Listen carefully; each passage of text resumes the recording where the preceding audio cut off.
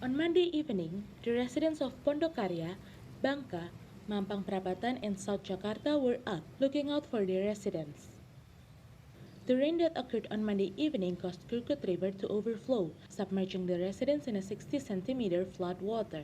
The flood also caused traffic jam at the Kapten Tendean road. The poor waterways worsened the flood.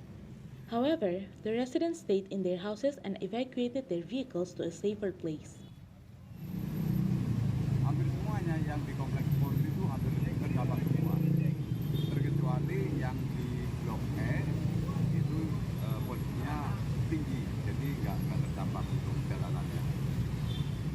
RW 2. The Pondok Karya residence is prone to flood when heavy rain occurred for a long time. The low-land contour is one of the contributing factors.